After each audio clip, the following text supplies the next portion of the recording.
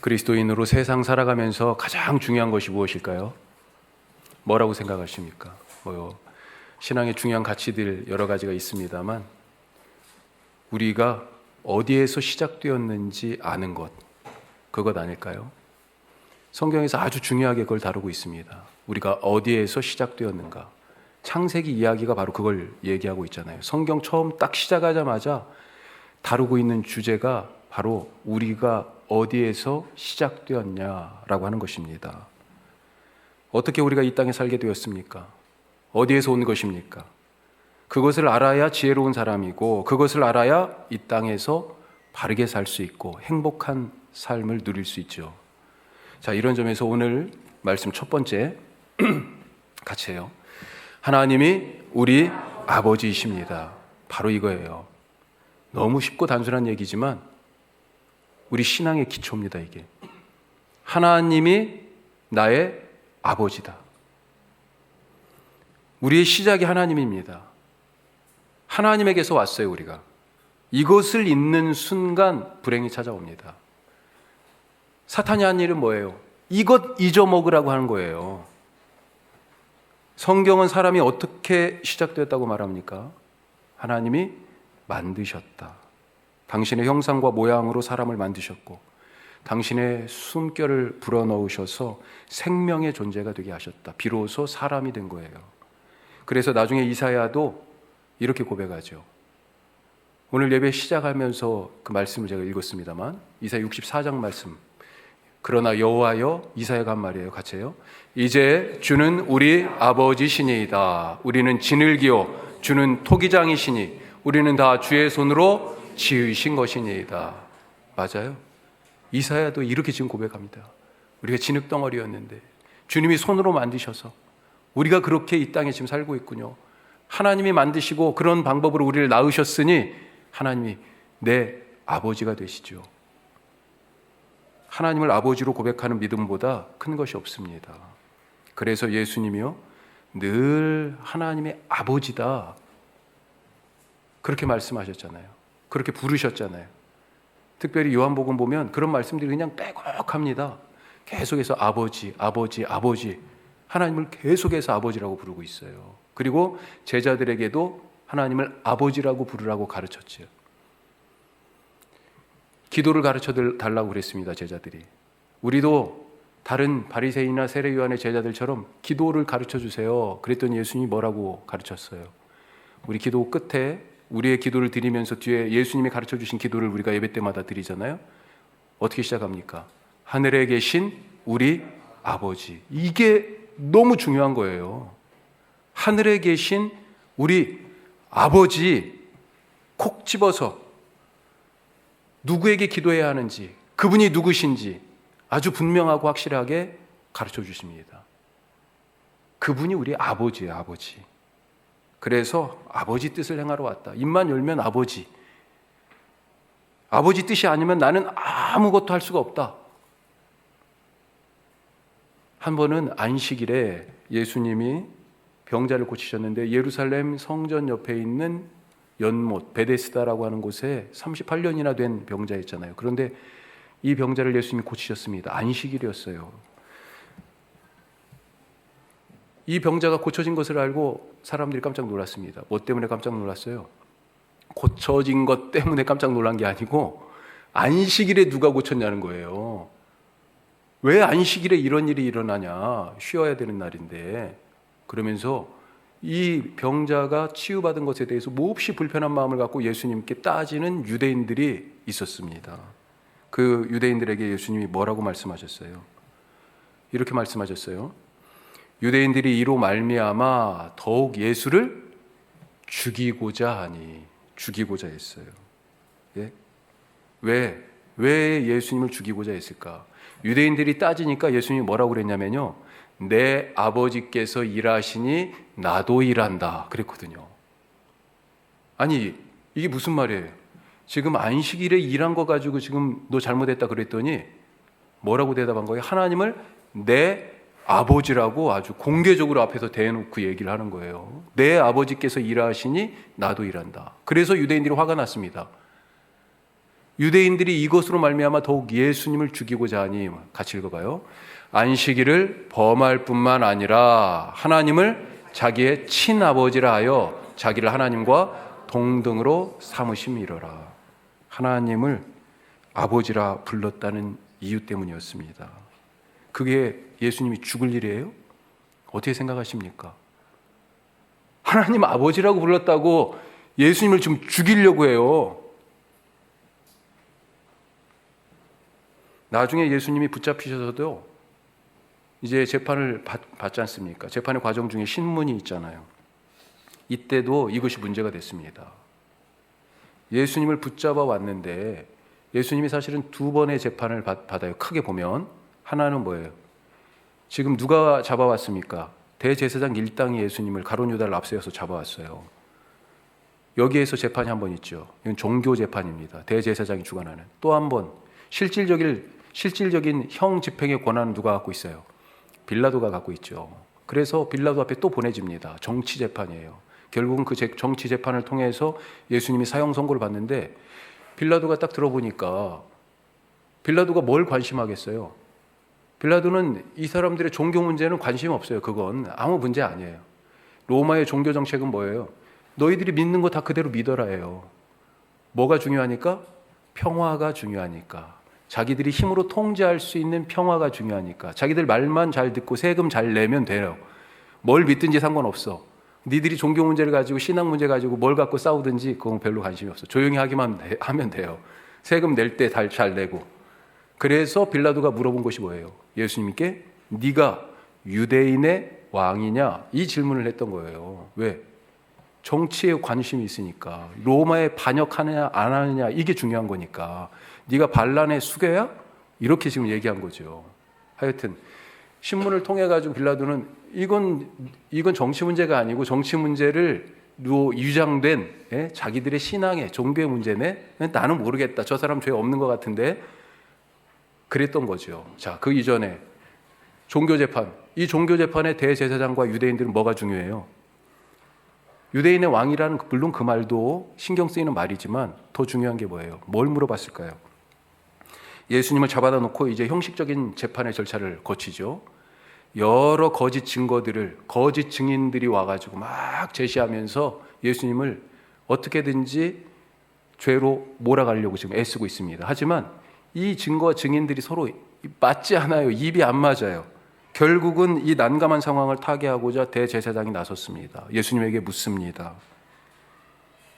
자, 그때까지 침묵하시던 예수님 한번 보죠. 예수께서 침묵하시거늘, 그때까지는 대답을 안 하셨는데 대제사장이 이르되 내가 너로 살아계신 하나님께 맹세하고 말하는. 자, 하나님께 맹세하고도 진실만 말해. 지금 그거죠. 뭐라고 그래요? 네가 하나님의 아들 그리스도인지 우리에게 말하라. 너 하나님의 아들 맞아? 뭘 물어본 거예요? 다시 뒤집으면 하나님이 내 아버지야? 아까 내 아버지께서 일하시니 나도 일한다 그랬잖아요. 시시때때로 하나님을 아버지라고 불렀잖아요. 너 하나님의 아들 맞아? 하나님이 네 아버지야? 이게 대제사장이 물어본 핵심입니다. 예수님이 뭐라고 대답하셨어요? 네가 말했다. 네가 말했다. 그래, 맞아. 이 말에 대제사장이 옷을 찢으면서 이것은 사형에 해당하는 신성모독이다. 모두의 동의를 얻었습니다. 자, 이 대제사장의 정체가 무엇입니까? 왜 이러는 거예요? 나중에 자기 입으로 자기 정체를 폭로하죠. 요한복음에 빌라도 앞에 서가지고요. 빌라도가 아까도 말씀드렸지만 나는 이 사람 괜찮은 것 같은데 크게 문제 아닌 것 같은데 이건 니들 문제잖아. 왜 나를 거기에 끼워 넣어? 지금 그러면서 그 문제에서 이 예수님의 문제에서 쓱 빠지려고 그랬어요. 그러니까 사람들이요. 대제사장 일당들이 어때요? 이러면 안 되잖아요. 예수님 풀어주면 안 되잖아. 어떻게 붙잡았는데. 그래서 어떻게 해요? 소동을 일으키려고 합니다. 빌라도의 관심은 뭐라고요? 지금 이 나라가 조용하게 다스려지는 거예요. 더군다나 예수님이 붙잡혔을 그때는 유월절 근방입니다. 사방에서 사람들이 순례하러 유월절을 지키러 예루살렘으로 몰려와서 이거 잠깐 뭔가 잘못하면 뭐가 방아쇠가 잠깐 되기도 한다면 이 많은 사람들이 순식간에 폭도로 변할 수가 있어요. 관심이 아주 지금 엄청 민감한 상황입니다. 빌라도에게는. 그런데 빌라도가 야 풀어주자 그냥 그런 방식으로 나가니까 거기에 대해서 반발하는 거죠. 이 다음 말씀 한번 봐요. 그들이 어떻게 해요? 소리 지릅니다. 없이 하소서, 없이 하소서, 그를 십자가에 못 박게 하소서. 야, 이거 군중들의 소리를 들으니까 이러다가 잘못하면 이 소요가, 이 목소리가 폭동으로 변할 것 같아요. 빌라도가 뭐라고 그래요? 내가 너희 왕을 십자가에 못 박으려? 자, 대제사장이 이때 자기의 정체를 얘기합니다. 뭐라고 얘기해요? 같이 해요. 가이사 외에는 우리에게 왕이 없나이다. 왕이 누구라고요? 하나님이 아니고 대제사장이 지금요 하나님이 나를 다스리는 게 아니고 나는 가이사가 나를 다스린다. 가이사가 내 왕이라고, 로마 황제가 내 왕이라고 지금 얘기하고 있어요. 이게 대제사장의 본 모습입니다. 결정적인 순간에 자기의 본색을 드러내고 있어요. 사탄의 하수인이라는 거죠. 이 모든 일의 배후에 마귀 사탄이 있습니다. 자, 왜 사탄은 이토록 이 대제사장이든지 유대인들인지 이들을 선동해가지고 예수님을 그토록 죽이려 했을까요? 사람들이 하나님이 아버지이신 것을 알으면 안 됐기 때문에 그래요. 그래서 예수님이 지금 입을 막으려고 한 겁니다. 야, 그 입 다물어, 그 입 다물어. 이게 말로 안 되니까요, 아예 죽여 없애겠다는 거죠. 하나님을 아버지라고 고백하는 믿음이요, 큰 믿음입니다. 제일 큰 믿음 중에 하나예요. 그것이 바로 우리의 믿음의 기초요, 출발입니다. 어떻게 하나님을 아버지라고 얘기할 수 있어요? 하나님이 우리에게 은혜 주시지 않으면 하늘에 계신 그분이 내 아버지인 걸 어떻게 알아요? 원래는 아버지인데 몰라봤잖아요. 어떻게 합니까? 하나님이 은혜를 주셔서 알 수 있는 거예요. 죄가 무엇입니까? 하나님과의 관계를 끊는 거예요. 원래 하늘 아버지와 자식이었는데, 아버지와 자녀 관계였는데 우리가 죄 때문에 이 관계가 끊어진 거잖아요. 그 끊어진 관계, 그 부모 자식 간의 관계를 끊는 그 악행을 마귀가 에덴 동산에서 시작했고 지금도 계속해서 하고 있는 거고요. 우리가 아버지 하나님을 못 알아보도록 지금도 계속해서 방해를 하고 있는 것입니다. 하지만 예수님이 어떠셨어요? 그동안 사탄에 의해서 은폐되었던 하나님이 우리 아버지라고 하는 이 진실을 온 세상 가운데 폭로하신 거예요. 뿐만 아니라 그 끊어진 관계, 하나님을 몰라보는 그런 배은망덕한 상황들을 예수님께서 해결하기 위하여 그 끊어진 관계, 죄 때문에 끊어졌으니 그 죄를 지고 십자가에서 죽으신 것입니다. 또 예수님의 일이 뭐예요? 바로 우리가 하나님의 자녀가 되게 하신 일인데 그 일을 위해서요, 성경의 창세기에 어떻게 하나님의 자녀가 됐다고요? 당신의 형상으로 만드시고 성령, 하나님의 영을 불어넣으셨잖아요. 똑같습니다. 똑같아요. 창조 때 성령을 불어넣으셔서 하나님을 아버지로 알아볼 수 있게 하신 것처럼 예수님을 통해서 성령으로 우리가 하나님의 자녀로 다시 태어나도록, 이게 바로 거듭남의 비밀이죠. 그 은혜를 주셨어요. 그것을 몸소 태어나실 때도 보여주신 거죠. 그게 뭐예요? 성령으로 잉태되어 이 땅 가운데 오신 동정녀 탄생의 비밀. 모든 사람들이 엄마 아빠의 몸을 통해 오지만 예수님도 그렇게 오셨잖아요. 여인의 몸을 통해서 오셨잖아요. 하지만 우리가 근본적으로는 세상에 성령으로 다시 태어나야 한다라고 하는 것을 성령으로 잉태되어 마리아를 통하여 오신 이를 통하여 우리에게 알려주신 것입니다. 그래서 땅의 부모님도 우리의 부모님이 되지만 성령으로 태어났기 때문에 하늘에 계신 그분이 내 아버지가 되시는 것, 그 놀라운 비밀을 우리에게 알려주신 거예요. 세상 살아가면서 가장 중요한 것이 뭡니까? 뭐가 중요하세요? 돈이 중요하십니까? 일이 중요하십니까? 자식이 중요하세요? 그 모든 일을 척척척 잘 해내는 성공이 중요하십니까? 하나님이 내 아버지가 되신다는 그 사실, 이것만큼 중요한 것이 없어요. 하나님을 아버지로 알아야 사람입니다. 자녀예요. 똑같은 원리가 인간사에도 그대로 적용되죠. 부모를 알아야 사람이잖아요. 그렇죠. 그래서 부모를 공경하라. 이 얘기는요, 사실은 하나님께까지 다 있어요. 부모를 공경하는 사람이면 하나님을 공경하는 사람이 돼요. 누가복음은 예수님의 족보를 기록하는데 어떻게 기록하고 있습니까? 마태복음은 아브라함과 다윗, 예수님 이렇게 위에서 아브라함부터 시작해서 예수님까지 오는데, 누가복음 3장에 보면 예수님에 대한 족보를 기록하는데 거꾸로 기록해요. 자, 예수님 그 위는 요셉, 그 위는 야곱이라고 또 돼 있어요. 그 위는 또 누구? 그 위는, 자, 쭉 올라가니까 누구요? 그 위는 다윗 나와요. 그 위는 또 올라가니까 누구 나와요? 아브라함 나와요. 끝났습니까? 아니에요. 또 그 위는 노아 나와요. 그 위는 아담. 자, 끝이에요? 아닙니다. 이 족보가요, 그 다음이 있어요. 아담, 그 다음은, 그 위는 출발이 어디예요? 드디어 나옵니다. 하나님 아버지라고요. 부모를 공경한다는 것은 내 생명이 어디에서 시작되었는지 근원에 대한 질문이 있는 사람이고요. 그 위를 쫓아가니 어떻게 돼요? 하나님이더라. 하나님에게서 시작된 것을 아는 사람입니다. 하나님을 아버지로 고백할 수 있는 믿음, 그 믿음이 있는 사람이라면 그래서 부모님을 공경할 수밖에 없다. 하나님이 내 아버지라고 고백하는 이 생명보다 귀한 믿음 가지고 살아가시는 우리 모두 되시기를 축복합니다. 자, 이런 아버지 하나님에게 꿈이 하나 있었습니다. 꿈이 있었어요. 어떤 꿈일까요? 왜 하나님은 세상을 창조하셨습니까? 왜요? 왜 그 중에서 사람을 창조하셨어요? 세상을 창조하셨는데 그 중에 클라이막스 중에 클라이막스가 사람 창조잖아요. 왜 사람을 창조하셨어요? 우리를 만드신 겁니까?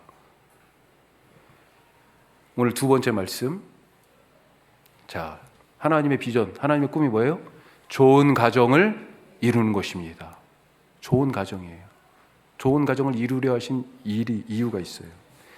자, 좋은 가정을 이루기 위해서 사람을 만드시고 그 사람에게 창세기 1장에 보면 사람 만드시자마자 뭐라고 돼 있어요? 사람에게 복을 주셨다 이렇게 돼 있습니다. 복을 주셨어요. 뭐라고 말씀하셨습니까? 생육하고 번성하고 땅에 충만하라. 땅을 정복하라. 땅에 하늘에 있는 것, 땅에 있는 것, 땅 아래 물속에 있는 것, 이 모든 것을 다스려라. 그렇게 말씀하셨어요. 자, 땅. 우리가 이 말씀 전에도 자주 나눴습니다만 오늘은 좀 좁혀가지고 하나님이 만드신 이 창조 세계라고 생각해 봅시다. 다른 말로 얘기하면 에덴 동산이죠. 좀 더 좁혀서 얘기하면 이걸 더 조금 다로 얘기하면 정말 하나님이 다스리시는 천국 이렇게 물론 얘기할 수 있겠습니다만 하여튼 이 창조 세계 좀 더 좁혀서 에덴 동산. 자, 이 에덴 동산을 지금 창조를 하시고 그리고 당신의 자녀 사람에게 이것을 맡기셨다는 거예요. 이 다스리는 일을 누가 합니까? 복을 주시면서 부탁하셨잖아요. 땅을 정복하라. 땅을 다스려라. 지금 아담이 하는 것입니다. 이 다스리는 일, 이걸 뭐라고 얘기해요? 통치라고 얘기하죠. 이 통치를 사실은 잃어버린 거예요, 사람들이. 하나님이 에덴 동산을 만드시고 처음 부여하신 권한이 세상을 다스리라는 겁니다. 통치하라는 거예요. 하나님과 더불어서. 그걸 잃어버려서 나중에 계시록 얘기가 뭐예요? 주님과 더불어 믿는 자들이 주님 옆에 같이 앉아서 세상을 통치한다라고 하는 비전을 보여주시는 거잖아요. 그것이 회복된다라고 하는 것을 알려주시는 거잖아요. 엄청나게 중요한 겁니다. 자, 창세기 2장 19절 말씀 한번 보세요. 아담이 어떻게 땅을 다스리는지 아주 단편적인 모습이 그림처럼 나와 있는데 같이 읽어봐요. 여호와 하나님이 흙으로 각종 들짐승과 공중의 각종 새를 지으시고 아담이 무엇이라고 부르나 보시려고 그것들을 그에게로 이끌어가 가시니 아담이 각 생물을 부르는 것이 곧 그 이름이 되었더라. 아멘. 각 지으신 모든 것들에게 의미 부여를 다 하고 있어요. 그들의 일을 맡기고 있어요. 그들이 어떻게 그것들이 살아가야 하는지를 지금 총괄하고 있습니다. 다스리고 있어요. 자, 여기에 대한 자세한 말씀 나중에 기회가 되면 다시 하고요. 이렇게 아담이 하나님과 더불어 땅을 다스리고 있습니다. 그런데 이 일을 혼자 하도록 놔두지 않으시고 아담의 가정에게 이 일을 맡기셨어요. 그래서 아까 하나님이 사람을 만드시고 복을 주실 때 생육하고 번성하고 땅에 충만하라고 하신 거예요. 먼저 가정을 그렇게 만드신 것입니다. 하나님이 세상에 우리가 볼 때 세상에 많은 조직과 단체와 모임들이 있는데 생각해 보면 학교, 회사, 그렇죠? 이것저것 자전거 타시는 분은 자전거 동호회도 있고 탁구 치시는 분은 탁구 동호회도 있고 이런저런 개 모임도 있고 그렇죠? 이런 많은 것들이 있는데 세상에 이 모임들 중에서 하나님이 직접 만드신 것이 딱 두 가지가 있어요. 뭐라고요? 그렇죠. 교회와 가정이에요. 1예배 때는 대답이 안 나왔는데 교회와 가정이죠. 창세기에서 만든 게 뭐예요? 가정이 어떻게 만들어진지 보여주신 거고요. 신약에서는요, 하나님의 가정인 교회가 어떻게 만들어지신 것을 그걸 보여주셨어요. 그 비유를 조금 억지스럽게 얘기하자면 아담의 옆구리가 터져가지고 가정이 만들어졌어요. 예수님이 십자가에서 옆구리가 터져서 교회가 만들어졌습니다. 하나님이 하와를 만드시고 홀로 있는 아담과 가정을 이루게 하시고 생육하고 번성하여 하나님의 모양과 형상을 쏙 빼 닮은 그 하나님의 자녀들로 땅에 충만하라고 하신 것입니다. 왜요? 이 가정을 통하여서 이 사람들을 통하여 하실 일이 있었기 때문에. 무슨 일을 하셨다고요? 하나님이 창조하신 그 세상을 하나님의 이름으로 다스리는 일. 의와 사랑으로 다스리는 일, 창조의 질서를 따라서 이들이 살아가도록 하는 그 일을 이 가정에게 맡기신 것입니다. 그런데 이 가정이 깨졌어요. 창세기의 슬픈 이야기가 바로 그거잖아요. 이 가정이 깨졌어요. 누가요? 누가 깨트렸습니까? 사탄 마귀가. 왜 깨트렸어요? 하나님의 통치, 그 하나님의 일을 방해하기 위해서 그 일을 하는 이 가정을 깨트린 것입니다.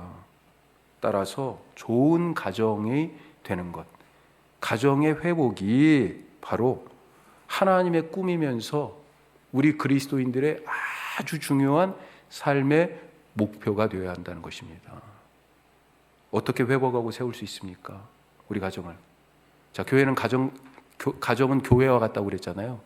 교회가 어떻게 세워졌는지 보면 가정도 어떻게 세워야 할지를 알게 되는 거예요. 교회가 어디 위에 세워졌어요?